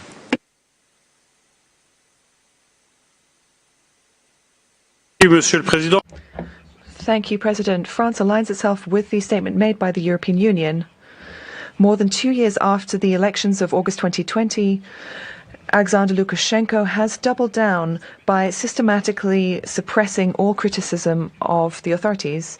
The government have recourse inter alia to arbitrary detention, torture, and inhuman and degrading treatment, especially against political prisoners. The increase of their number to more than 1,400 is very worrying. France calls for their immediate and unconditional release. The extent of human rights violations committed by Belarus following the 2020 election deserves ongoing and sustained attention from this Council. This monitoring is ever more necessary given that Belarus has withdrawn from the optional protocol to the International Covenant on Civil and Political Rights, which is a new setback for protection of human rights in this country. France reiterates its condemnation of President Lukashenko's complicity in the war of aggression by Russia against Ukraine, which has been ongoing for more than a year. In this context, the recent agreement between Russia and Belarus is a further blow to international peace and security and is a threat to Europe and the world. President France once again commends the courage and resilience of Belarusian citizens who are fighting for respect for fundamental rights and democracy. The dream of a free, democratic, and peaceful Belarus must be heard and fully supported by the member states of this Council. And France, of course, supports the draft resolution. Thank you. Thank you. And now let me invite Ukraine. Thank you, President. Ukraine thanks the delegation of the European Union for its important work on this resolution and for keeping the human rights situation in Belarus under the scrutiny of this Council. We fully support the mandate of the Special Rapporteur and share the concern regarding the consistent violations of human rights and fundamental freedoms in Belarus and demonstrative impunity for them. We continue to be gravely concerned about the reports of excessive use of force by the law enforcement personnel, arbitrary deprivation of liberty, torture and ill treatment, denial of fair trials, enforced disappearances and forced exile, to name a few. We also condemn the involvement of Belarus in facilitating Russia's military attacks on Ukraine, like the one which is taking place right now as we speak, with the combat jets capable of carrying Kinzhal hypersonic missiles taking off from the Belarusian airfield with the target to kill and destroy. Such a behavior is an insult to the people of Belarus, who do not want to be accomplices to Russia's crime of aggression. In this respect, we wish to specifically commend the authors of this draft for the provision condemning the denial of human rights and fundamental freedoms of those expressing protests or speaking out against Russia's war of aggression against Ukraine and Belarusian authorities' support for the aggressor. We continue to stand ready to back all meaningful efforts aimed at facilitating the return of official Minsk to compliance with international law and its human rights obligations, and see the current draft and the work of the Special Rapporteur as a crucial element in this process. Therefore, Ukraine strongly supports L14, will vote in favour and calls on all members of the Council to do the same. I thank you. Thank you. And now let me invite the United Kingdom. Mr. President, we too remain deeply concerned by the human rights situation in Belarus. Severe repression continues unabated. Civil society and independent media continues to be targeted, with lengthy sentences delivered after closed trials or trials in absentia. The UK strongly condemns the recent sentences handed down to Nobel Peace Prize laureate Alice Bialiatski and Belarusian opposition leader Svetlana Tsikhanaya, among others targeted for political purposes. For these reasons, we support the continuation of this mandate. The monitoring and reporting of ongoing human rights violations will one day allow those responsible to be held to account. Continuation of this mandate also signals our support for those brave Belarusians who have consistently shown immense courage in the face of unceasing repression. Let me also thank our EU partners for the inclusive and transparent negotiations held on this draft resolution and for engaging constructively on proposals put forward by other members of this Council. We condemn Belarus's continued use of arbitrary detention and arrests and prolonged detention and welcome the inclusion of language on political prisoners, environmental defenders and women human rights defenders in operative paragraph 3 of the draft before us. We have co-sponsored this draft and we urge our fellow members of this Council to join us in supporting it. Thank you. Thank you. Colleagues, I don't register another request for the floor at this point. So let us proceed with the country concerned. Belarus, you have the floor. Thank you, President. The motives for submitting this draft resolution on Belarus to this Council session, just as was the case 2 years ago, are not at all related to human rights in my country. What lies behind this resolution is the geopolitical interests of some states who have tried to exploit the electoral campaign of 2020 to stir up anti-government protests, to undermine the state, and to interfere in Belarus's internal affairs. This resolution is revenge for the failed color revolution in Belarus, the attempt to use the HRC to justify illegal sanctions against Belarus and its people, and the West's support for extremist and terrorist activities are aimed at destroying the Belarusian state. There is no international treaty that confers the right to interfere in internal affairs of a sovereign state under the pretext of human rights. No one has a copyright on democracy. Outside the Western world, there are states with much more fairness than Western ones. My country has guaranteed all basic human rights: the right to life and security of person, the right to free and accessible education, to medical care, to employment and sickness coverage. The cornerstone of the Belarusian state is maintaining sovereignty and independence, building peace, creating a brighter future and social justice.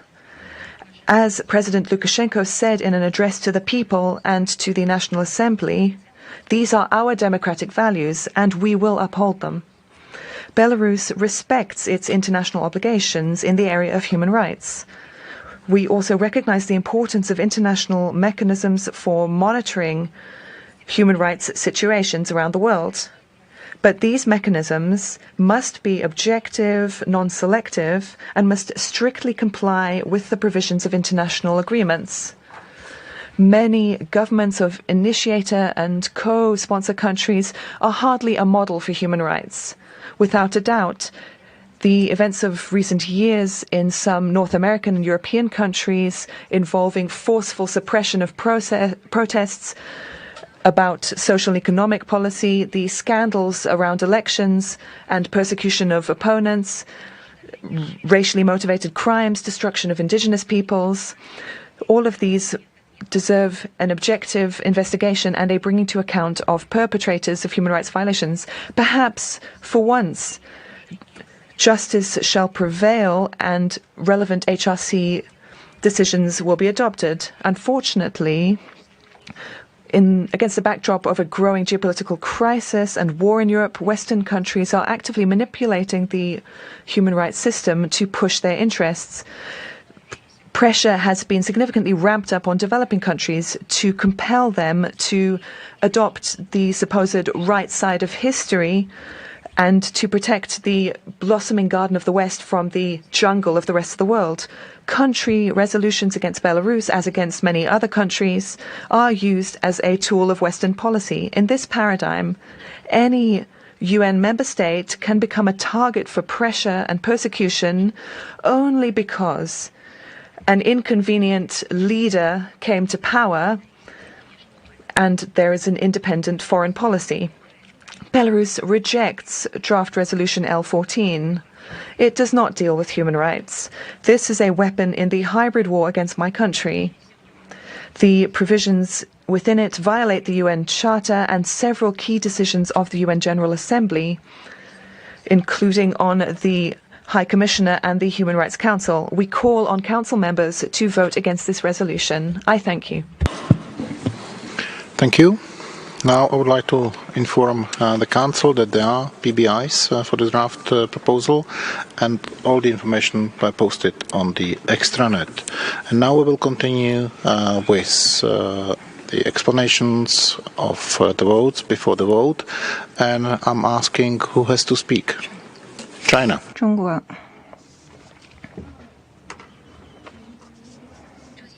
Mr. President, regrettably, draft resolution L14 is not balanced and impartial in its content. It fails to objectively and fully reflect the efforts and the progress made by the government of Belarus to promote and protect human rights. And ignoring the fact that UCMs imposed by some countries had seriously undermined the human rights of the Belarus people. China urges the countries concerned to immediately lift their UCMs against Belarus and stop violating the human rights of the Belarusian people. In view of the above, and based on China's consistent position on country-specific human rights issues, China requests a vote on draft resolution L14 and will vote against it. We call on all members to vote against it, and we call on the Council to promote constructive dialogue and cooperation to promote human rights. Thank you, Mr. President. Thank you. Cuba, you have the floor.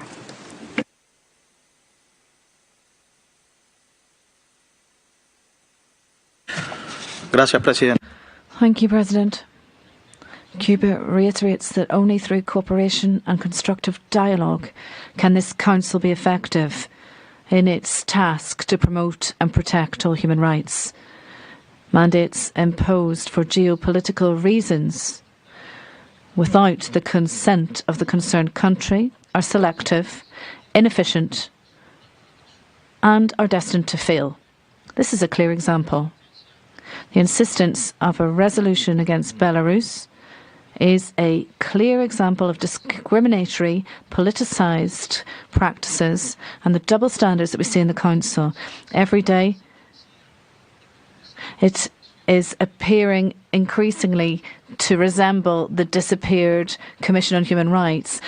We reiterate our unfailing support to the people and government of Belarus, and we reiterate that establishing country-specific mandates undermines the spirit of cooperation that should prevail here and only promotes confrontation and interference in the sovereign affairs of the states concerned. For these reasons, Cuba cannot support the draft resolution, and as a consequence, we will vote against it. Thank you.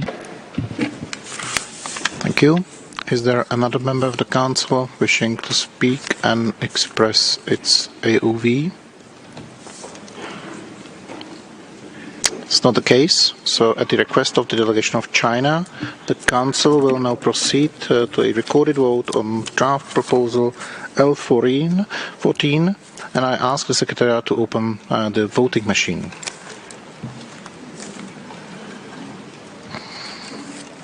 I'm asking the delegations to register their votes.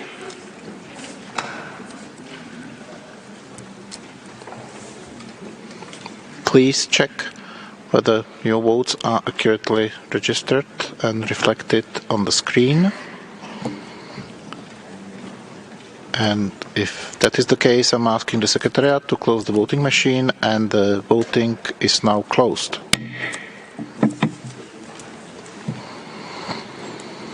The results of the recorded votes are as follows: 21 in favor, 5 against, and 21 abstentions. Draft proposal L14 is therefore adopted. Copies of the results of the votes will shortly be uploaded on the extranet.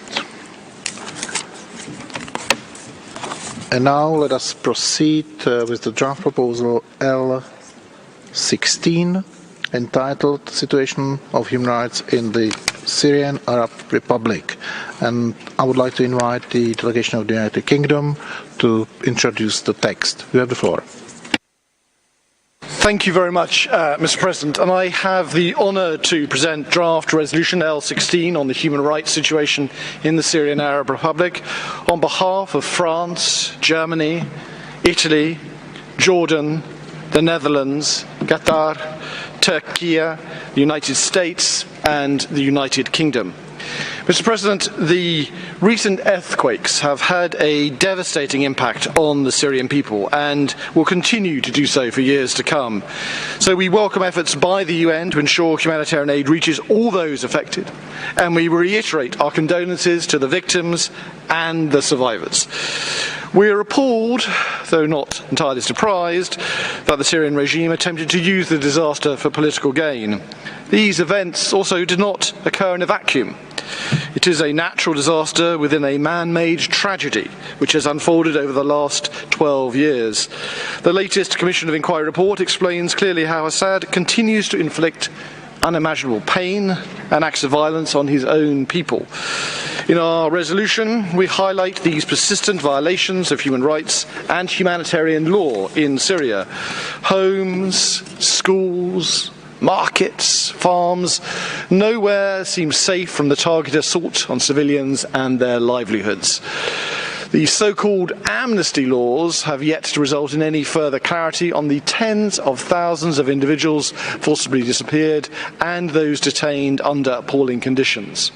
Rape and other forms of sexual and gender-based violence are known to be widespread, yet underreported, due to a woeful absence of paths for redress and support for survivors. Mr. President, the resolution we put forward today condemns the continued violence inflicted on the Syrian people, demands that humanitarian aid is unimpeded and that it reaches its intended recipients. It supports the timely implementation of a humanitarian mechanism to clarify the fates of the missing and demands support and justice for victims of sexual and gender-based violence. And it seeks to renew the mandate of the Commission of Inquiry, whose excellent work remains vital for ensuring accountability. So let me thank all of those in this room who have engaged constructively in the informal consultations on this draft resolution. Mr. President, at a time when the Syrian people face devastation anew, it's vital that this Council adopts this resolution to continue our efforts to hold those responsible to account. And if a vote is called on this resolution, I urge our fellow members of this Council to vote in favour of it. Thank you. Thank you. Let me inform you that there are additional 7 co-sponsors of this draft proposal, and we are moving to the segment of general comments, and I'm asking the members of the Council who are wishing to make general comments. Finland, you have the floor. Mr. President, I have the honor to speak on behalf of the EU member states that are members of the Human Rights Council. This general comment has been agreed by the EU as a whole. The EU would like to express its support for the resolution on the human rights situation in Syria under consideration today. We also take this opportunity to present our condolences to the Syrian people for the recent deadly earthquakes. We welcome the choice of the core group to present a resolution that focuses on recent developments and on the most egregious ongoing violations. We fully support the resolution's emphasis on accountability and justice, as well as its continued attention to the fate of missing persons. The EU echoes the resolution's calls for a complete, immediate and nationwide ceasefire throughout Syria, and its commitment to the sovereignty, independence, unity and territorial integrity of the Syrian Arab Republic. Finally, we reiterate our full support to the efforts of the UN Special Envoy and reaffirm our full support for the Syrian-led and Syrian-owned political process in line with Security Council Resolution 2254.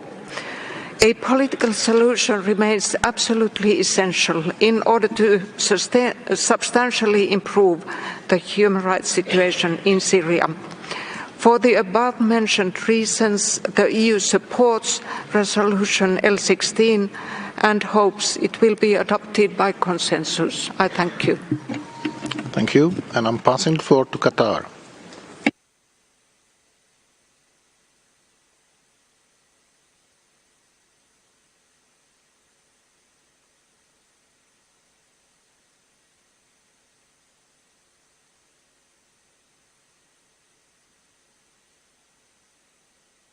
Microphone, please. And there is no interpretation. سيد الرئيس يمر الشعب السوري.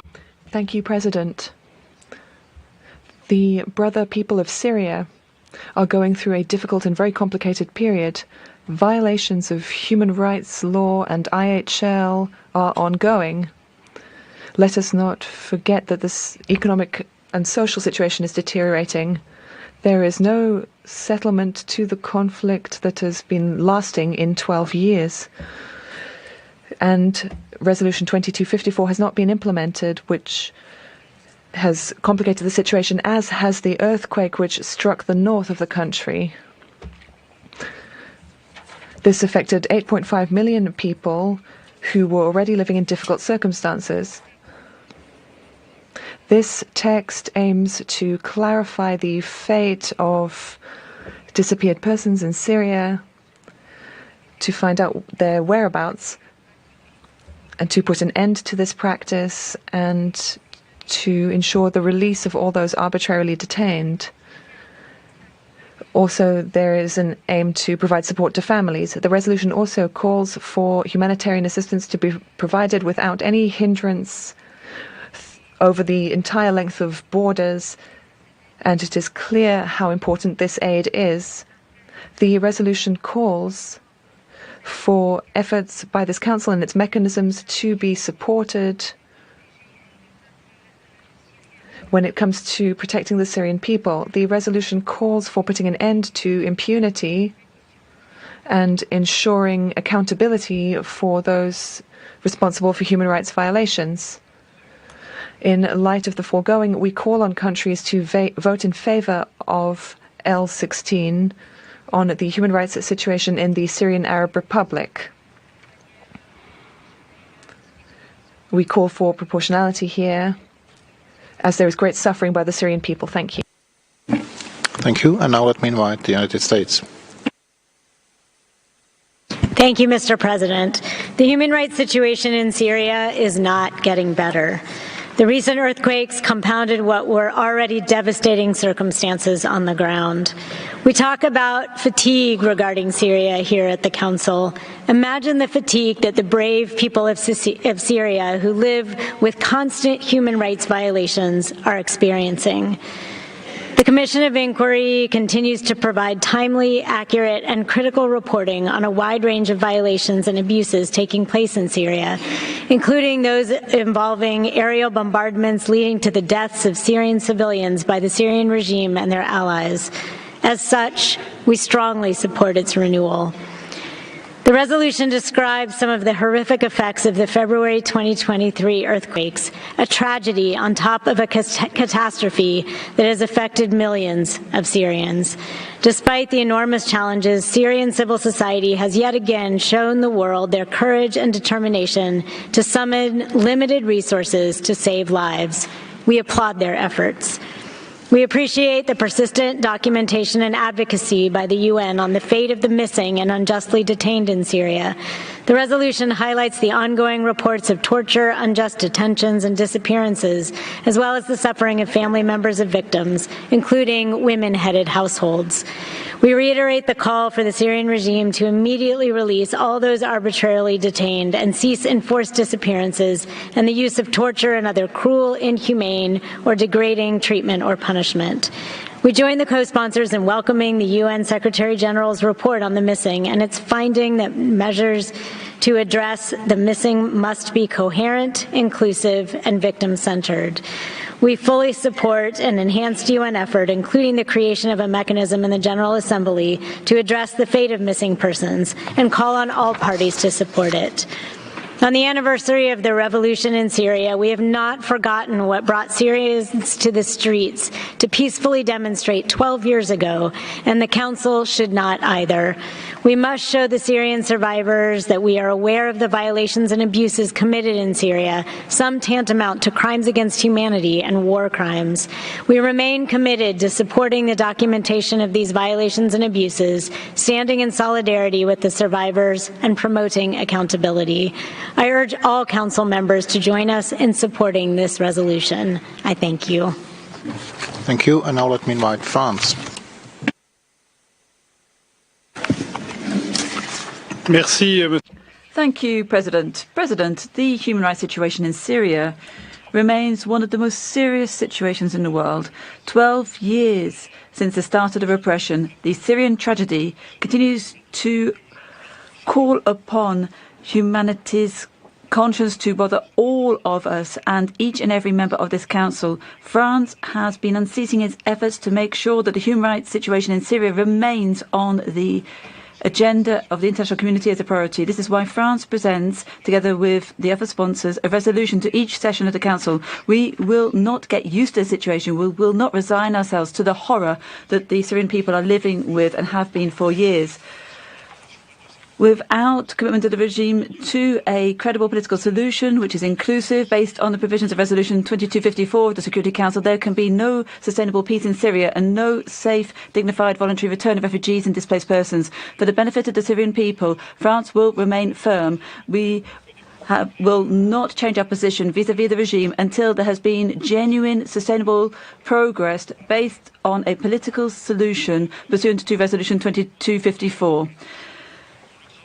Resolution once again renews the mandate of the Commission of Inquiry. It is vital to combat impunity and to fight for justice in Syria. It condemns the deadly violence inflicted on the Syrian people and calls for essential humanitarian aid to be received without any impediments, and to provide information to be provided to those who wish to know the fate of their kith and kin. And the regime must immediately free all persons who they're arbitrarily detaining and to shed light on the fate of those who have disappeared. The earthquake of 6th of February was an additional tragedy for the Syrian people, and France was mobilized to provide relief. But this does not exonerate the regime from complying with its obligations. It does not make us forget the brutality of the regime to its people and the war crimes and the crimes against humanity which it is responsible for. Today, there's some 6 million refugees and a similar number of internally displaced persons. 350,000 people have died. 155,000 persons have been disappeared. Most of them have been through the prisons of the regime. France will keep combating in favour of impunity, and we call upon all member states of the Council to vote in favour of this resolution. Thank you. Let me ask the Council if there is another member wishing to make a general comment. It's not the case, so we will proceed with the country concerned, and I'm passing the floor to Syria.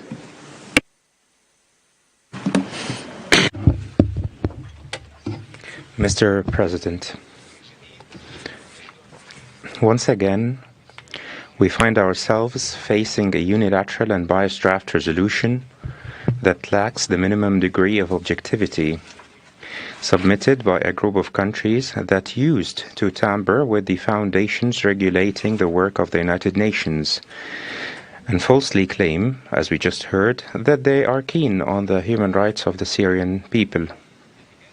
This happens at a time when it became clear to everyone that these countries are alone responsible for the suffering of the Syrian people over the past years, whether by directly supporting armed terrorist groups, the illegal presence of their forces on Syrian territory, direct military attacks against it, or the practice of economic terrorism against the Syrian people.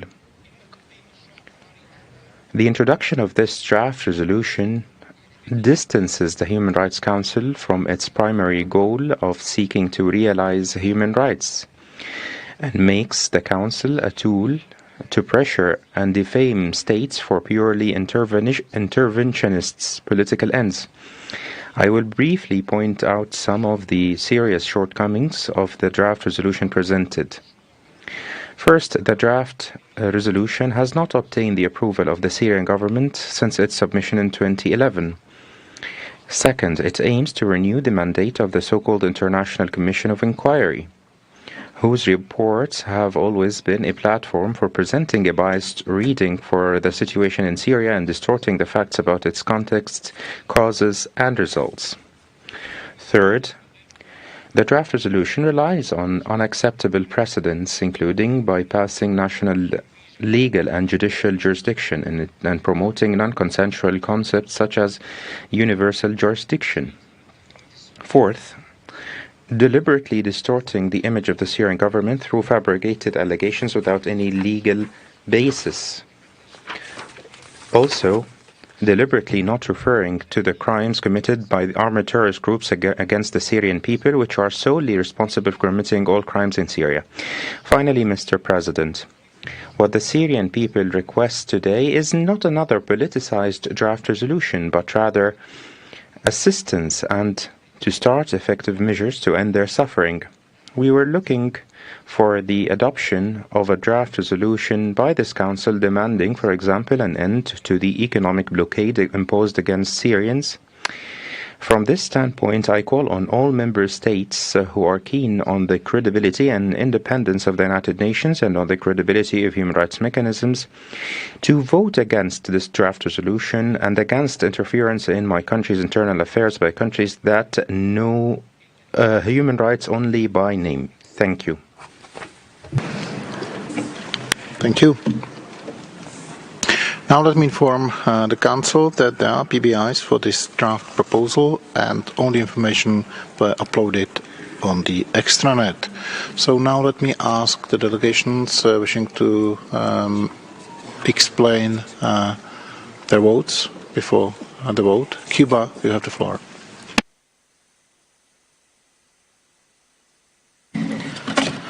Gracias, Presidente.